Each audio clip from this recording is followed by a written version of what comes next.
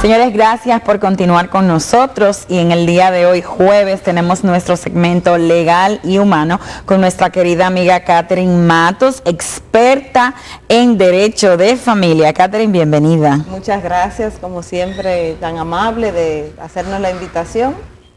Catherine, en el día de hoy tenemos un tema muy interesante.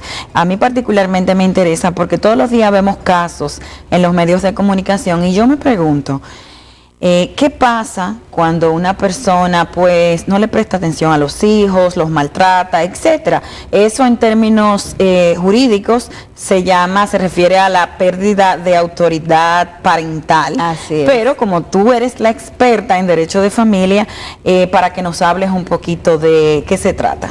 Es un tema muy interesante, es un tema de mucha importancia porque la autoridad parental va más allá de lo que es tener la guarda de los hijos.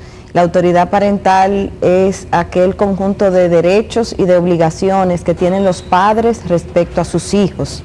La autoridad parental tiene que ver con las responsabilidades desde, por ejemplo, la declaración oportuna de los hijos ante un oficial del Estado Civil. Tiene que ver con la inscripción en un colegio para que reciban la educación apropiada, pero no solamente con inscribirlos, sino que tiene que ser con un soporte, un apoyo, un seguimiento en cuanto a lo que es la educación, el cuidado de salud, todos los derechos y las obligaciones que tiene que ver con la crianza de ese ser humano que hemos traído al mundo. Incluido, me imagino que la alimentación, el cuidado, etcétera. Exactamente. Entonces, la autoridad parental, cuando me refiero a que va más allá de tener la guarda, es porque la guarda es cuando una persona, aún no sean los padres, tenga la responsabilidad del cuidado físico del niño. O sea, el niño está bajo el cuidado de la abuela, por ejemplo, pero los padres no han perdido la autoridad parental, es decir, esos padres por cualquier razón... Que eso se da mucho aquí en nuestro país. Sí, a veces no están presentes o no conviven con ellos por diferentes circunstancias o están separados, pero esos padres son responsables de suministrar todo lo necesario para la crianza integral de su hijo o hija y de estar presente emocionalmente en el acompañamiento de la crianza de su hijo o hija. Entonces, la autoridad parental es ese conjunto de responsabilidades y que, bien, como tú decías, puede perderse cuando no se cumple de manera oportuna con esas obligaciones. Puede perderse a través de una decisión de un tribunal o cuando de manera inmediata hay un evento que pone en peligro al niño o niña y la autoridad interviene para quitarlo y ponerlo bajo el cuidado de otra familia o del mismo Estado hasta tanto las condiciones vuelvan a la normalidad. Hablamos un poco sobre las modalidades de adopción y ese tipo en otro programa. Entonces, una de las causas es la pérdida de la autoridad parental.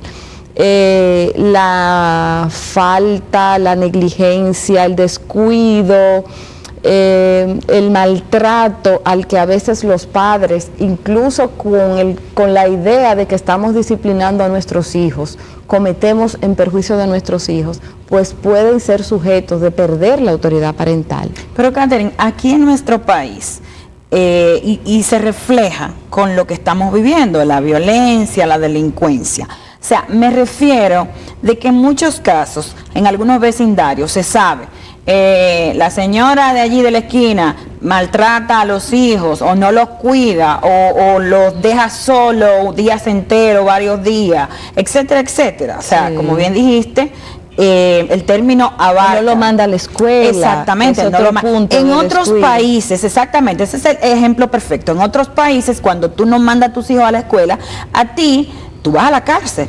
Sí. Aquí no veo que pase nada. La ley establece que debería intervenir una autoridad y precisamente solicitar la pérdida de la autoridad parental, y hay sanciones penales, incluso van desde 6 meses hasta 2 años, dependiendo del tipo de negligencia o de abuso o maltrato con relación a tu propio hijo o hija.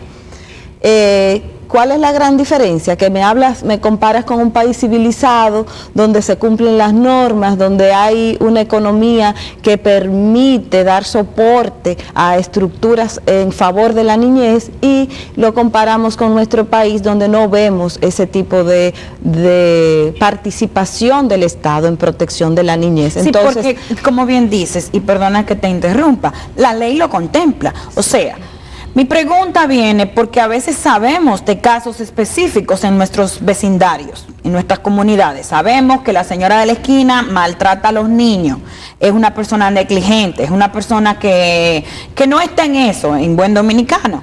Pero no sabemos qué hacer, no sabemos a quién llamar, dónde recurrir, dónde reportar a esta persona, y vemos que aún en algunos casos donde se reporta no pasa absolutamente nada. Sí, es muy cierto lo que dices. La verdad es que sí, hay un ministerio público, me refiero al ministerio público, pero cualquier autoridad local inmediata, incluso juez de paz, incluso la policía, hablando de comunidades más lejanas, tiene la responsabilidad de recibir la denuncia, de procesar esa denuncia para que, en este caso, el Consejo Nacional de Niñez, que es el CONANI, pueda evaluar la situación, intervenir y tomar las medidas del lugar. ¿Qué pasa con esto? Que precisamente la población, que es la que da la voz de alerta, no se siente motivada, porque muchas veces lo hacen, si lo han hecho, o han visto que alguien lo ha hecho, y dentro de poco tiempo intervienen, pero vuelven la misma situación, porque no se le da un seguimiento a esa familia, sino que se interviene de manera momentánea y luego se reintegra otra vez el niño o niña en la misma situación. Entonces el vecino dice, yo ¿para qué voy a llamar? Entonces claro, la idea es crear conciencia y sobre todo que la niñez sea prioridad dentro de las políticas públicas del Estado, porque hasta que los niños no lo veamos como una prioridad, no vamos a disponer de un presupuesto, que es lo que falta en estos casos muchas veces, para dar una respuesta oportuna a todas esas deficiencias que hay. Porque solamente ahora mismo contamos con los hogares de paso del CONANI, pero no son suficientes. Entonces, el entorno familiar, que es lo ideal, donde deben permanecer los niños y niñas, es, si quieren, cuando hay dentro de la ley una obligatoriedad a que si la madre no, el abuelo, y si no los tíos, hay un orden dentro de la ley. Entonces no podemos dejarlo a que sea discrecional de que un familiar quiera o no hacerse cargo de un niño o niña. Está y es responsable de la calidad de vida de ese ser humano. Entonces, Catherine, ahí habla, ¿qué pasa cuando el familiar, el abuelo, el tío, o sea, se acaba el listado de las personas que serían a quienes le correspondería asumir la responsabilidad del niño, cuando los abuelos no están o no pueden, o los tíos, y llegan al Estado? Me imagino que mucha gente se pregunta, ¿qué organización, quién lo acoge? Y no solamente quién lo acoge, estos niños, ¿por qué tiempo van a estar dentro de esta institución? ¿Para siempre? O sea, me gustaría saber, y estoy segura que muchísima gente también, ¿cómo funciona esto? Y si realmente funciona aquí en nuestro país. Sí, mira, hay diferentes situaciones. Los niños, lo primero es que pasan a un hogar de paso, como se llama, que es del CONANI, están distribuidos por edades, dependiendo de la edad del niño y también dependiendo de la causa, sí, porque hay niños víctimas de abuso, otro de abuso físico, otro en condiciones de calle, entonces hay que separar la condición del niño o niña. El tiempo que van a durar ahí depende del apoyo, el entorno social que puedan encontrar para colocarlo. Si no, entonces hay que pedir judicialmente la pérdida de la autoridad parental para que ese niño pueda ser adoptado.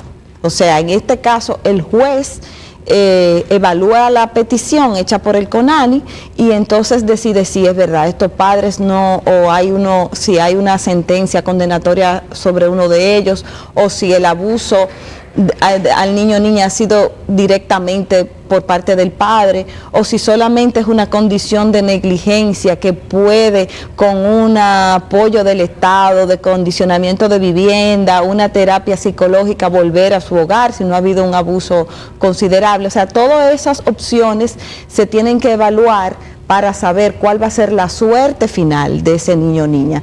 Definitivo no puede ser en un hogar de paso, porque la naturaleza del ser humano es de estar en familia, no de estar en una institución que no reciba aquel apoyo familiar para el que fue traído al mundo. Entonces ahí era la parte que quiero retomar del tema pasado, y era: para nosotros adoptar un niño o niña se nos exigen una serie de requisitos que, si se nos exigieran para nosotros poder engendrar más de 2 niños, no tuviéramos el desorden que tenemos hoy en día en las calles, viendo niños deambulando en situaciones de penuria y familias, o sea, que no saben qué hacer. Entonces, básicamente lo que dices es, va a depender del Estado. O sea, totalmente sí, claro, depende del Estado, de la reestructuración del Estado, de nuevas leyes, de aplicar las leyes ya existentes. Sí, más que te digo, la ley 136-03 tiene que ser modificada en algunos aspectos, pero es una ley hermosa. Tiene lo que tiene que tener. Lo que tenemos es que aplicarlo de manera efectiva, crear las instituciones y las herramientas y dar el presupuesto necesario para que se ejecute lo que la ley establece. Excelente. Bueno, un tema muy interesante, Catherine. Nos dicen que no tenemos más tiempo, pero estoy seguro de que muchas personas tienen muchas preguntas y se sienten curiosos sobre el tema. Por favor, si puedes decirle a nuestro público cómo pueden contactarte. Pueden a través de las redes sociales Matos Mateo Abogados o Catherine Matos, y a través de Twitter, Instagram, estamos para servirle, hacer cualquier tipo de pregunta, y sobre todo en nuestra página Legal y Humano. Exactamente, pueden escribirnos a legalyhumano@gmail.com con sus preguntas, sus cuestionamientos, y con gusto le vamos a responder.